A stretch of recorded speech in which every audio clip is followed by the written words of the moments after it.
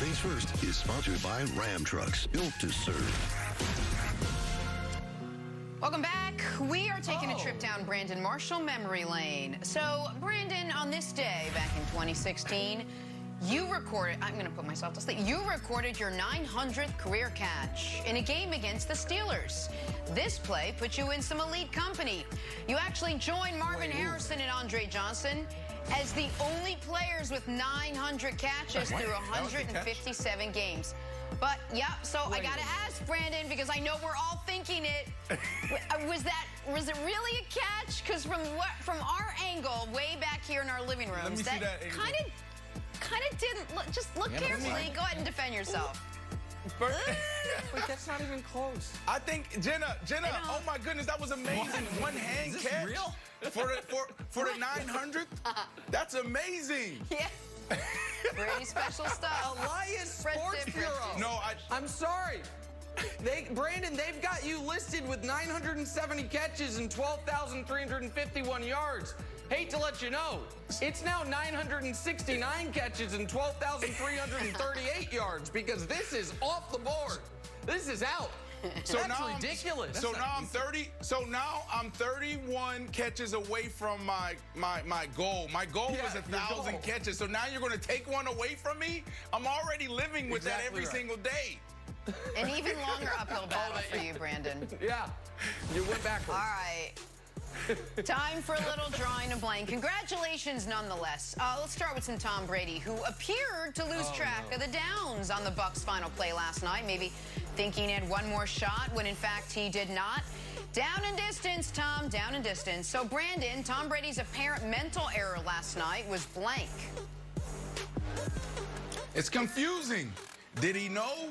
Did he not know? He was asked the question after the game. He was like, well, I should have just went for the first down instead of the yardage. It's like, I don't know, Tom. I mean, I guess you don't either. Okay, Brandon, listen, I do know. That was great. I do know. I'm not confused. He lost track of the downs, and his mental error last night was karma wrapped in a delicious layer of schadenfreude. It's karma for him screaming at everybody all day. Hey, man, Tristan Wirf's a rookie. Right? Jensen, the center, Brandon says he's best center in football. He just had a rough night. The Bears are good. And schadenfreude because Tom Brady, we all get to revel in today, if we were to have a meter, the Belichick-Brady scale. Belichick's sitting at home in a ratty sweatshirt eating some Subway saying, Tom Brady never made those mistakes when he was on our team. So I do wonder who the real mad genius was in the between. He lost us. He doesn't even know how many downs you need for a first down. So it's karma wrapped in schadenfreude for your patron saint, Kevin Wildes. Okay, so everyone likes to play this game like, who won the divorce? Belichick or Brady? Yeah. You know the real answer? Nobody. Because I think after Brian Hoyer called a non-existent timeout at the end of the first half, and Bill Belichick's just like this, and he's like about to text Brady. He's like, I'm not going to do it. Then he watches this game, and Brady doesn't realize it's fourth down. Like, you know what? Those guys miss each other, and they never should have left. So that's your sad moment at 8:06 a.m. All right. Way to bring us all down.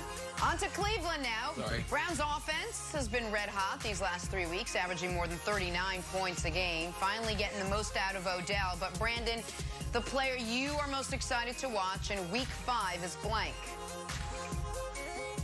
Yeah, Jenna, you can ask me this question every week, and it's going to be the same answer.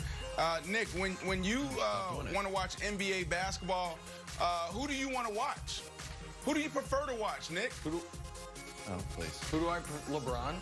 The best player. The best player in the league. Yeah, so it's Russell Wilson. Yeah. Yes, there's nobody else I want to watch every week besides Russell Wilson. He's going to be the MVP this year. He's having a phenomenal year. That's the guy. And it's going to be the same answer every single week. It's a great answer. It's a great answer. I'm going to go on the absolute other end of the quarterback spectrum. Daniel Jones. And here's why I'm so excited to watch Daniel Jones. Because Daniel Jones this year has 2 touchdowns and he has 8 combined interceptions and fumbles. If Daniel Jones can't get it going, against this Cowboys defense that is letting everybody have career days, then we might have to start to close the book on Daniel Jones the way Washington closed the book on Dwayne Haskins, who was taking a few picks after Daniel Jones. So I am most excited. If Daniel Jones can't get it cooking against this team, Wilds, he ain't getting it cooking against anybody this year. Okay. Hey, Browns-Ravens, the battle of a young quarterback versus Joe Burrow. It's your friendly reminder that Lamar Jackson's birthday is January 7th, 1997, and Joe Burrow is December 10th, 1996. So when you're watching this game, like, oh, the young quarterback, Lamar Jackson is younger than Joe Burrow. Just remember it. Don't let anyone trick you. It's like, Joe Burrow, the young guy. Lamar Jackson's younger. Just keep on saying it, keep on saying it. They're going to try to trick you. Lamar Jackson is younger than Joe Burrow.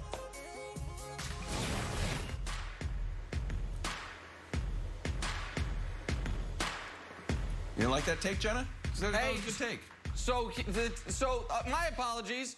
We don't have Jenna Wolf for a moment. So the Raiders are playing the Chiefs this week, so that's why we're showing team that should be on upset alert. But that's ridiculous. No one's going to pick the Raiders to win. So, Brandon, a team that actually should be on upset alert in Week 5 is who? Look, man, this may not be a big one. It may not be a sexy one, but I think it's a real one. And that is the Dolphins over the 49ers. I know the 49ers are banged up, but the Dolphins, nobody respects the Dolphins. Could this be the fifth coming of Fitzmagic? This is going to happen, folks, starting this week. I love Ryan Fitzpatrick. They're due. They're due for a big win. Look at this guy. Look at the beard. Man. Come on. You know he goes on these runs once a year, and it's about to start now. Go ahead, Wilds. Before I give my answer, what were you about to say? Go ahead, Wilds. Well, I love Brandon, and I love his loyalty.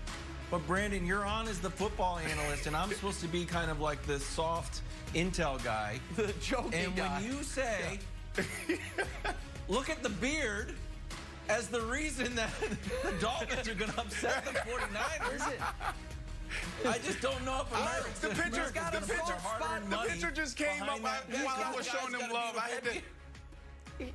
He's got a soft spot in his heart for Fitzpatrick. We're just lucky Jay Cutler's retired, or else there'd be two of these guys every week. Every week, be like, oh, I think Jay can do it. Oh, I think Fitzy can do it. All right, I'm going to give a real answer that's actually, I think, going to unfortunately wipe the smile off Brandon's face. I think his beloved Seattle Seahawks should be on upset alert. Minnesota is not as bad as everybody thinks they are. They scored 34 in Week 1 to Green Bay, against Green Bay. Green Bay happens to be awesome. Week 2, we're like, oh, Minnesota stinks. They couldn't move the ball against who? Indianapolis. Indianapolis has the best defense in football. Week 3, they're playing the Titans. They have a lead with 1:50 left. A field goal beats them. And last week, they beat the Texans. So I do think that the Vikings playing Seattle, being able to move the football against that bad defense, I think Seattle, I don't like it. Upset alert, Wilds. I know you don't like it, but I think the Vikings are a little better than we think. That's a good one. That's a good one. That's a good one. Thank you. But I don't like it. This will break the pattern a little bit. I'm going with the Chiefs. You look good against the Texans, you look bad against the Chargers. You look good against the Ravens, you look bad against the Patriots. But Nick claims that the Chiefs looked great against the Patriots because they won by 17 points against our JV team. But the guys do not look sharp. You just don't, and you know it. If we actually opened up Nick's heart and injected truth serum, we probably wouldn't need to open up his heart just to inject the truth serum. In any event, if he injected the truth serum, he would. Sorry, it was too much in the early morning. Sorry. You know it. They're due for an upset. I think this is a defining win of John Gruden's season. Jenna, hold on. Jenna, real quick. Another free roll. And I'm going to, this will be, you're not going to believe what I'm going to risk here. Because Monday, the story is also going to be LeBron winning his 4th title. If the Raiders beat the Chiefs, I'll wear your Jordan jersey on Monday. Free roll. While I will wear the Jordan jersey when Wilds. You want to know the chance that the Raiders have of beating the Chiefs? The same chance Tom Brady has of knowing what down it is. 0%. We're not worried about it, Wilds. You can do whatever you want with that. Jenna, go ahead. I'm just Let us finish up in Philly. Carson Wentz and the Eagles leading the NFC East despite having just one win last week against the 49ers. But Brandon, the player with the most to prove in Week 5 is blank. It has to be Xavier Woods.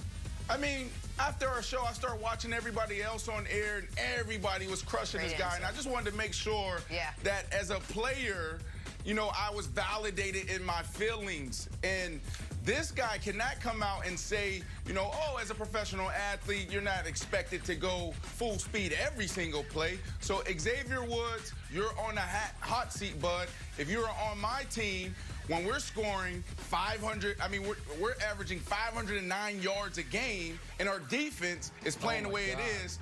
I don't know how much longer you would last. Look at this. The Cowboys. That's and they have a record of 1-3, and everybody else but beneath them is 4-0. Just play a little bit of defense, and we could be good. That's a crazy graphic. That's a crazy stat. I'm gonna change my answer here based on what Wildes just said. I guess the player with the most to prove is Patrick Mahomes. I mean, the Chiefs can't play consistently? No, listen. People are saying he's not even mentioned in the MVP discussion. Forget the fact he's number 2 in the NFL in touchdown interception ratio. Forget the fact he's number 2 in the NFL in total QBR and number 4 in the NFL in quarterback rating. Wildes and other people, I'm hearing it, say the Chiefs have been underwhelming. The Chiefs were on that graphic for the 5th best offense, but hey, you don't know what you're going to get out of them. Josh Allen's more of an MVP contender. He's been bad half the time this year. He has 0 turnovers, but Wildes tells me he should have 5. So I guess Mahomes, coming off a Super Bowl and an MVP and all that stuff, he has a lot to prove. So my answer is Patrick Mahomes. They should be 1. They should be 1. He's the greatest quarterback ever. They should be 1. Finish it off, Wildes. Here's the thing. I'm going to go, Jenna, I'm going to go with the Browns defense. And here's why. Our show is 2 hours every day.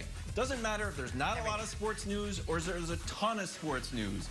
And after the Browns-Cowboys game, there was only so much to talk about. We talked about the Dallas defense collapsing. We talked about how awesome Odell was. And we talked about Dak Prescott. And the Browns defense out here looking like, well, they didn't get us into the show, even though they gave up 502 yards to Dak and 4 touchdowns. So the Browns defense, and I know Myles Garrett's been playing great, the Browns defense needs to step up. The Colts defense is not going to let Odell and Baker get loose, so it's got to be from the defense. And they're coming up, they gave up over 500 yards, and they're like, good, no one's talking about us. Like, hey, guys, sounds good. So Browns defense this week. I like it. My answer is Baker Mayfield. My answer is always Baker. Player to watch, team to watch. I'll be watching every second of that game. Lakers can finish up their business tonight with a win over the Heat. Can AD make a final push for MVP? We're asking, we're answering, a little this, a little that. It's all next. First things first. Well, this.